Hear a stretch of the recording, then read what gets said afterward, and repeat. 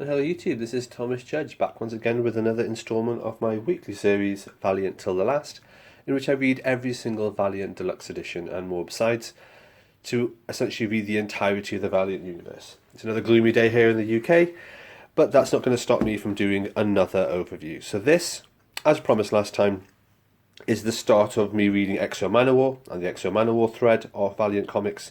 So we've done all the Harbinger comics, we've done all the Bloodshot comics, we're now on Exo Manowar. Now, for a lot of people, I'm conscious this is considered to be the definitive starting point for the Valiant universe, and that's not what I did. But hey, it's my reading order. I just felt like reading other stuff first. But now I'm quite interested in reading this, so let's get straight into it. This is a deluxe edition, as this is a 2012 deluxe edition. We'll see that it has the standard kind of edging and then the picture here. This cover artwork is terrible.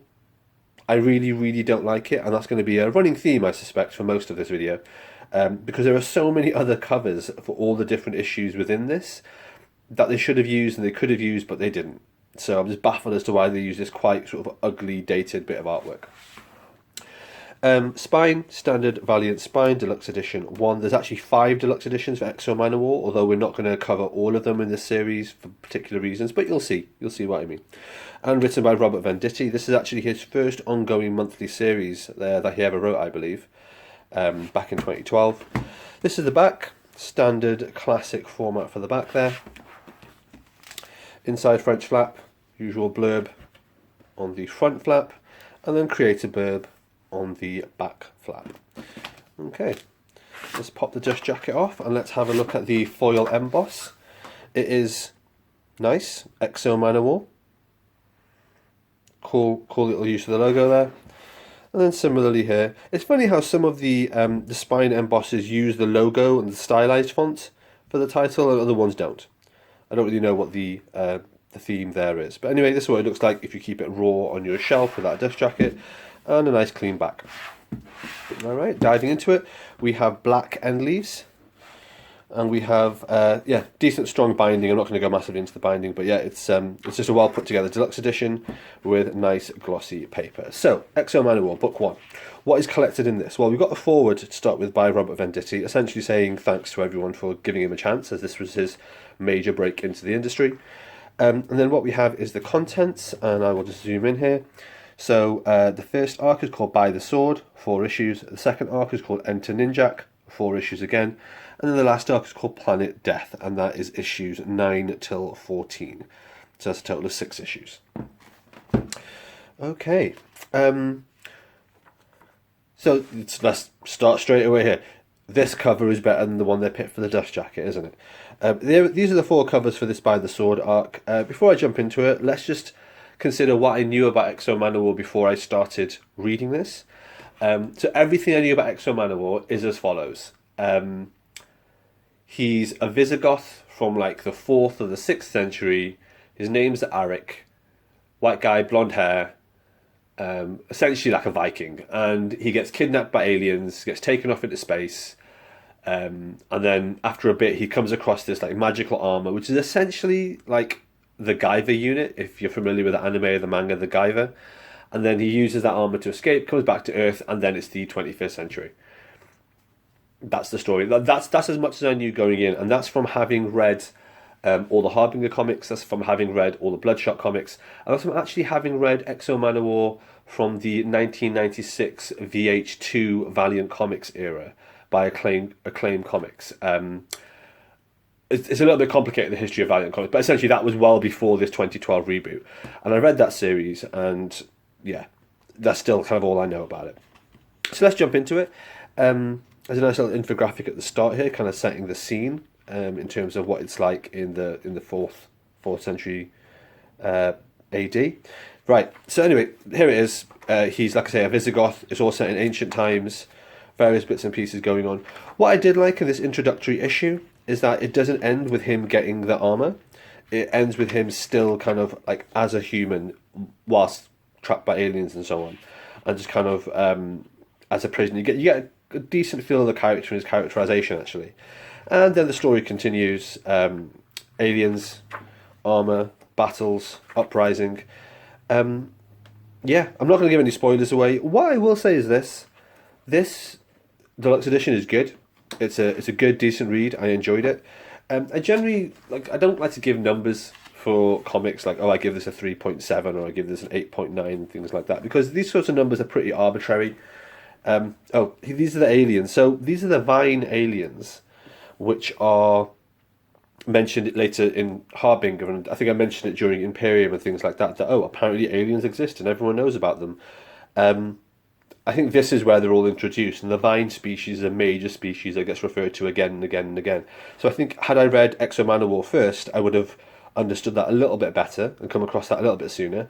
That said, it does absolutely no harm me reading it the way that I did. Like I said in my Imperium review, as long as you just accept, oh, aliens exist, then the rest of the story just ticks along absolutely fine. You're not missing anything.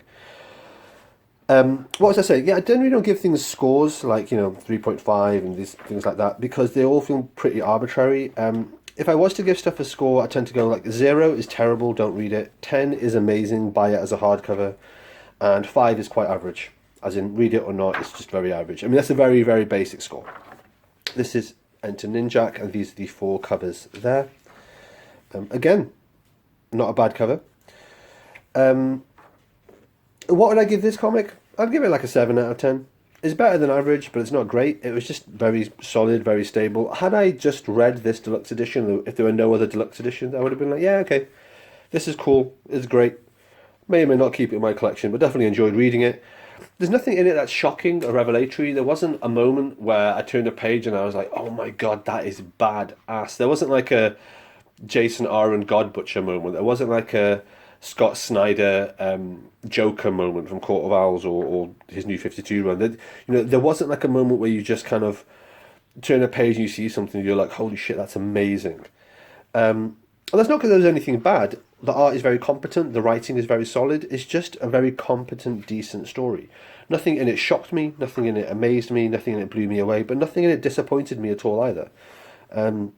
It's just a good, solid, stable story. Ultimately, these 14 issues serve as a really good grounding to the character, a really good introduction to what he is and what he does and what his motivations are, and an introduction to the armour. The armour's a bit annoying, I will be completely honest with you, simply because the armour's power set is never really clarified.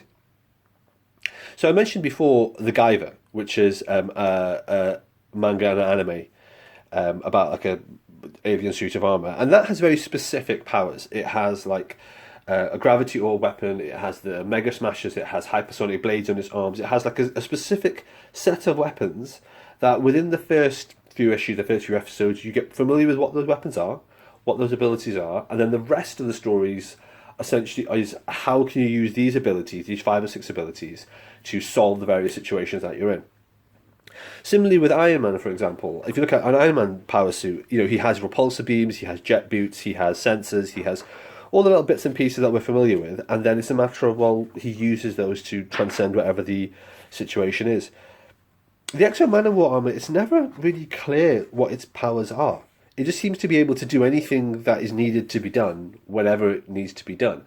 And in that sense, it's kind of like a godlike superpower. It's a little bit like Arik behaves a little bit like I expected to read in the series Divinity, in that he's really, really hyper-powered, overpowered, with kind of an ambiguous skill set, but he's basically doing lots of action-packed stuff, getting into lots of battles, getting into lots of fights, things like that.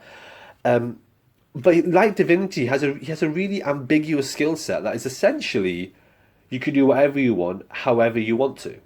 So he has the Divinity kind of godlike power almost, except he's got a suit of armor. Basically, imagine he's Rick from Rick and Morty, with Rick's suit of armor and able to do anything Rick wants to do, except he's not drunk. That's basically Arik, which is fine, but also it's kind of like, well, then I don't really know if something's a threat to you or not. I don't really know if you're in peril or not, because like this magic armor seems to fix you all the time. Again, a very cool cover. Again, I don't know why they picked the one they did for the dust jacket. So yeah, like I was saying, I mean, that like minor gripe aside, which is that I just don't understand what this armor is, and it's never made clear what this armor can and can't do, which kind of messes up the narrative tension. Other than that, solid story, really competent, really interesting, good bits and pieces, no massive twists, no massive revelations, nothing that made me kind of go, oh, that's amazing, but nothing bad in it either. Works very well as a standalone. Frankly, it's a good self-contained story. You don't need to know anything else about the Valiant universe whatsoever in order to read this. The fact that I happen to know stuff about the Vine and all these various bits and pieces from my previous reading is nice, but at the moment utterly irrelevant. This is basically a prologue for the character. I will be completely honest. It feels like if this could have ended here and issue 14 could have been the last ever issue with this final set of pages, that would have been fine. It wouldn't even have occurred to me there should be a follow-up. Anyway, so that's the first 14 issues there. And then we have the gallery, which is pretty standard at this point from what we've been looking at, but this is still very cool. Oh, that is nice artwork, actually. That's very nice. Yeah, so it's a decent read. It was fun. I read it and I think to myself, right, this is now setting the scene. I am very much hoping this goes on to bigger and better things. Otherwise, this is just going to be kind of an average, decent-ish comic. Obviously, I know there are several more volumes of Exo Manowar to read, so I'm hoping now they build upon this foundation to really kind of add some more scope, add some more depth, add some more exciting stuff. Cool. Quite a lot of extra features here. One of those cool little video game pastiches. I love these. Yeah. And that is the first deluxe edition. I'm just going to stick the dust jacket back on.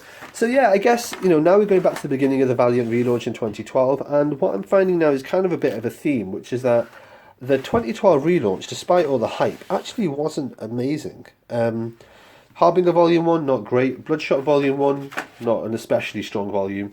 And this, probably the strongest of all the launch volumes I've read so far. But again, it was just kind of middling. Decent, but not mind-blowing. But as with the other ones, Harbinger and Bloodshot and so on, as they were things that I continued to read and I continued to get more familiar with the rest of the ongoing stories, they became better and better to the point that Harbinger is now some of my favourite comics ever, especially Imperium, things like that. So I'm expecting that Exo Manowar will probably do the same.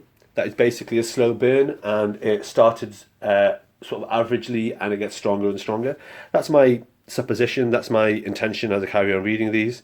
And I guess it's a useful thing to know. In that sense, I suppose I'm quite glad that I bought all the deluxe editions in one go, because had I bought these and read these as they came out, so as they were released, I may have just fallen off. So yeah, that's cool. Anyway, hope you're reading along, hope you're enjoying it. Let me know your thoughts in the comments down below.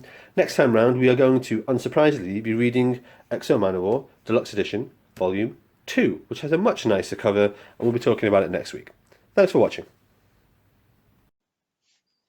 All right, thanks for watching, everybody. As always, please like, comment, subscribe. As always, please follow me on Twitter at I am Thomas Judge, where I will post a daily review of whatever comics I've been reading. You can get an idea of what I'm up to on the channel. And as always, please support the channel by heading over to Amazon.com and checking out my prose novel about superheroes. It's a completely original piece of work. The first episode in it is called Arrivals, and the series as a whole is called No Gods or Kings. You can find an excerpt of that on my website, nogodsorkings.com. Until next time, everybody, stay classy.